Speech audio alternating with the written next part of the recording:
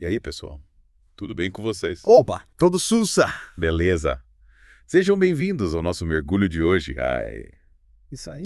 Vamos junto desvendar os mistérios, as curiosidades É. da Ceia do Senhor, que é um dos rituais mais importantes do cristianismo, né? Com certeza, cheio de nuances, de significados. E atravessa, né, diferentes denominações cristãs, Uhum. e a gente vai entender um pouquinho sobre isso. A gente vai voltar no tempo, né? É. Entender como a ceia surgiu lá na Páscoa judaica. É. Como Jesus transformou esse ritual. E Ah. como isso chegou até nós hoje, né? Com tantas ramificações. E para a gente começar essa viagem, vamos abrir a Bíblia em 1 Coríntios, capítulo 11, versículos de 20 e 3 a 30. Boa. Onde a gente encontra o relato da última ceia de Jesus com os seus discípulos, né? Uhum. É nesse momento que ele institui esse ritual tão importante para a gente. E nesse trecho, o que me chama a atenção são as palavras de Jesus, né? Fazer isso em memória de mim. A ceia como um memorial, né? Uma forma da gente se lembrar do sacrifício de Cristo. Algo poderoso, né? Sem dúvida. É como se a cada ceia a gente estivesse revivendo aquele momento, reforçando a nossa fé e gratidão, né, pelo que Jesus fez por nós. Uhum. E por falar em Páscoa, a gente não pode esquecer da ligação profunda da ceia com a Páscoa judaica, né? Verdade. A Páscoa celebra a libertação do povo hebreu do Egito e a ceia é a libertação da humanidade do pecado, né? Pela morte de Jesus, o Cordeiro de Deus. Olha, me parece que o simbolismo aqui é muito forte, né? Unindo o Antigo e o Novo Testamento. Com certeza. É como se a ceia fosse uma Páscoa cristã, celebrando a nova aliança em Cristo, né? Isso. Isso. Mas e o pão e o vinho? O que eles representam? Aí aqui as coisas começam a ficar interessantes. A interpretação do pão e do vinho varia muito, né? Entre as diferentes denominações cristãs. A Igreja Católica, por exemplo, acredita na transubstanciação. Ou seja, para eles, durante a missa, o pão e o vinho se transformam realmente no corpo e sangue de Cristo. Transubstanciação? Para quem não está acostumado com os termos teológicos, pode ser complicado, né?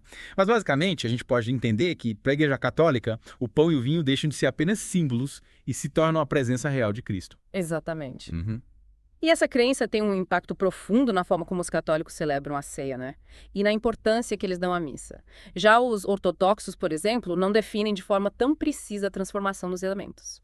Para eles, a ceia é um mistério sagrado que a gente deve contemplar com fé e reverência. Interessante como cada grupo enxerga esse mistério de uma forma, né? E os protestantes, como eles entendem a ceia? Dentro do protestantismo, a gente tem um leque de visões. Os luteranos e os anglicanos, por exemplo, acreditam na presença real de Cristo no pão e no vinho. Mas não exatamente como os católicos. Eles chamam isso de união sacramental. União sacramental. Seria como dizer que, para eles, Cristo está presente de forma espiritual junto com o pão e o vinho, mas não fisicamente. Exatamente. É uma forma de conciliar a presença de Cristo com a ideia de que o pão e o vinho continuam sendo pão e vinho. Já os reformados, como os calvinistas, veem a ceia mais como um memorial, um símbolo poderoso do sacrifício de Cristo, sem essa presença física. Entendeu? Entendi. E os pentecostais? O que eles pensam? Bom, nos pentecostais, a ceia costuma ter um caráter mais experiencial, com ênfase na presença espiritual de Cristo e no impacto que o ritual tem na vida do crente. Então, a gente tem desde a visão católica da transubstanciação, passando pela presença espiritual dos literanos e chegando à ênfase no memorial dos reformados. É muita coisa para assimilar, né? É verdade. Mas o mais importante é que, independente da interpretação, a ceia seja celebrada com respeito e com a consciência do significado que ela carrega. E por falar em significado, acho que seria interessante a gente mergulhar um pouco mais a fundo na questão da presença de Cristo na ceia, né? O que Jesus realmente quis dizer quando falou comer meu corpo e beber o meu sangue? Com certeza. Essa é uma pergunta que intriga muita gente, né? E que a gente vai tentar responder na próxima parte do nosso mergulho. Isso aí. Então fiquem ligados, porque a conversa vai esquentar. Pode deixar. E aí, pessoal? De volta para o nosso papo sobre a ceia do Senhor, a gente estava falando sobre a presença de Cristo, né? Como entender essa questão do comer o meu corpo e beber o meu sangue? Pois é. Me lembrei que no Evangelho de João, capítulo 6, versículos 53 a 56, Jesus fala sobre comer sua carne e beber seu sangue para ter a vida eterna, né? Mas será que ele estava falando literalmente? Se a gente for levar ao pé da letra, parece meio, sei lá, canibalismo, né? Pois é, né? É realmente só estranho. A gente precisa lembrar que Jesus usava muitas metáforas e figuras de linguagem, né? Se a gente analisar o contexto da mensagem dele, fica claro que ele está falando da importância da fé, né? de se alimentar da sua palavra, dos seus ensinamentos, para ter uma vida plena. Faz sentido. É, Como se ele estivesse dizendo, absorvam meus ensinamentos, façam deles parte de vocês, assim como vocês se alimentam para ter força física. Exatamente. A fé seria o alimento da alma. Uhum. E a ceia, um símbolo dessa comunhão profunda com Cristo. E tem outro ponto que me faz questionar essa interpretação literal, né? A ceia foi instituída por Jesus antes da sua morte na cruz. Como ele poderia estar presente no pão e no vinho se ele ainda não tinha se sacrificado? Verdade. É um argumento forte contra a ideia de que a ceia seria uma repetição do sacrifício, né? Afinal, a própria Bíblia, em Hebreus capítulo 9, versículo 26, afirma que Jesus se sacrificou uma vez por todas. É, exatamente. É. E por falar em sacrifício, acho que a gente precisa destacar a importância do simbolismo do pão e do vinho na ceia, né? O pão, desde os tempos antigos, é símbolo de alimento, de sustento. Na ceia, ele representaria o corpo de Jesus que se doou para nos alimentar espiritualmente, para nos dar vida em abundância. E o vinho, o que ele simbolizaria? O vinho, por sua vez, é símbolo de alegria, de festa, de comunhão. Na ceia, ele representaria o sangue de Jesus, derramado para nos purificar, para nos reconciliar com Deus e nos dar verdadeira alegria. Que bonito. É como se a cada ceia a gente estivesse participando de um banquete espiritual, onde a gente se alimenta da presença de Cristo, da sua palavra, do seu amor. É isso aí. Mas é importante a gente lembrar que a ceia não é um ritual mágico que garante a salvação, né? A salvação é um presente de Deus recebido pela fé em Jesus Cristo. A ceia é uma celebração dessa salvação, uma forma da gente agradecer a Deus por esse amor. E por falar em celebrar, como a gente pode participar da ceia de forma digna, sabe? De forma que a gente realmente aproveite esse momento. Boa pergunta. O que você acha? Eu acho que, antes de tudo, a gente precisa se preparar espiritualmente, né? Examinar a nossa vida, confessar nossos pecados e buscar reconciliação com Deus e com o próximo. Faz sentido. É como se a gente estivesse limpando a casa para receber uma visita importante, né? A gente quer estar com o coração limpo, pronto para receber a graça de Deus. Exatamente. E, durante a ceia, a gente deve meditar no sacrifício de Cristo, né? Na sua entrega por nós, no seu amor incondicional. É um momento de agradecer a Deus por esse presente e renovar nosso compromisso de seguir seus ensinamentos. É como se a gente fizesse uma pausa na correria do dia a dia para realmente se conectar com o significado da ceia, né? Com a mensagem que ela carrega. E depois da ceia, o que a gente faz? Acho que a gente deve levar a mensagem da ceia para nossa vida, sabe?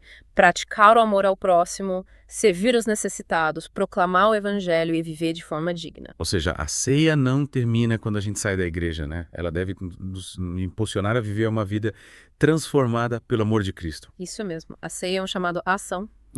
Um convite para a gente ser sal e luz no mundo, né? Testemunhas do amor de Deus. E falando em testemunho, no material que a gente recebeu para esse episódio, tinha uma frase no final que me chamou a atenção. Sola Scriptura. Você sabe o que significa? Sei sim. Sola Scriptura é uma expressão em latim que significa somente a Escritura. É um dos princípios da Reforma Protestante que defendia a Bíblia como a única regra de fé. Então a gente deve buscar na Bíblia a verdade sobre Deus, né? Sobre a vida cristã e sobre tudo que realmente importa. Exatamente. A Bíblia é a nossa bússola, nosso guia para a vida. E quando a gente a estuda com atenção, com a ajuda do Espírito Santo, a gente encontra nela tudo o que precisa para viver uma vida plena. E a gente começou falando da ceia do Senhor e terminamos falando da importância da Bíblia, né? Me parece que tudo está conectado. Com certeza. A ceia nos aponta para Cristo e Cristo nos aponta para a Bíblia. É um ciclo virtuoso de fé, amor e conhecimento. Mas, e aí, o que mais a gente pode explorar sobre a ceia? Acho que seria interessante a gente mergulhar nas diferentes interpretações da ceia, né? Nos debates teológicos que a cercam e, claro, na importância dela para nossa vida cristã, que tal. Parece que a gente já tem muito pano para manga, né? Então, vamos continuar essa conversa na próxima parte do nosso mergulho. Fiquem ligados. De volta para a última parte do nosso mergulho na ceia do Senhor. E a gente deixou uma pergunta no ar, lembra? Qual é a interpretação correta da ceia? É verdade. Será que existe um jeito certo ou errado de entender o que Jesus quis dizer? A gente viu que cada denominação tem a sua própria visão.